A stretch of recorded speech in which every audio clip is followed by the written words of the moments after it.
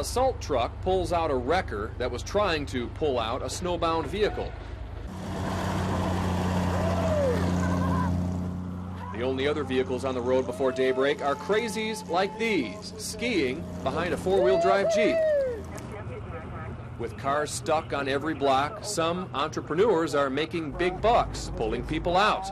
A bread truck driver paid them the best way he could. Arnold there asked him if we wanted to pull him out, and he didn't have no money, so he gave us a whole basket full of pastries. The only way to free many vehicles from the grip of the snow is with construction vehicles like this. When it's just got this much, it makes a big difference because you can't really dig yourself out. Some places it's over a foot deep, and this thing has a hard time. It's got all-wheel drive. Some people didn't get the message from work that they did not have to be in today. Missy Conley made it to work, but she may not be able to make it home. Trying. This far as I got, here's where we park, and I didn't get in the parking lot. You didn't make the parking lot? No. It was up to my knees. You look like you're in a bad situation here. Yeah. I was there, and I finally got out from there, but I don't know if I'll get out of here. There is nothing humorous at hospital emergency rooms around Kentuckiana. Fire trucks shuttle in some patients and doctors, and four-wheel drive clubs are called on to deliver urgently needed blood. Well, we just been to Norton's, and theirs was the time was gonna run out at 10:30, so it had to be there before 10:30 so they would have extra blood. And it's the same thing with here. And so we still got to go to 2 more hospitals, and the urgency was Norton's and then here and then on to the next 2. And finally, some people just give up. Dan Pierce is tired of waiting for a bus, so he buys a 12-pack of beer and heads for home. Walking for 2 hours, no buses.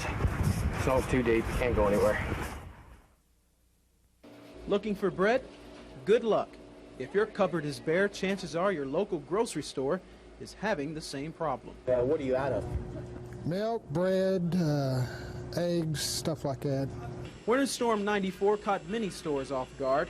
Shoppers discover there's not enough food to fill the shelves, or even worse, they're finding the doors of their favorite stores are closed. I had to get some soft drinks from my aunt, my cousin, my wife. I had to get potato chips. That makes life difficult for guys like Daryl Cleveland.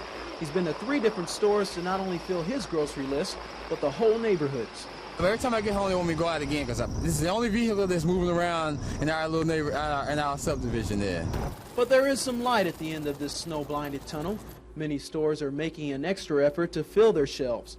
Workers at the Dairy Mart on Brownsboro Road are picking up milk from local distributors. It's a heavy price to pay, but in retail, as in life, everything has its price. I mean, everybody's needing so much milk, it's unbelievable. So the only way to get it is go get it yourself. So shoppers and stores endure the winter storm of 94 as best they can, taking on Mother Nature one day at a time. Winter has only just begun, and by the time it's all over, we may all need an aspirin. It's a headache. It is a serious headache.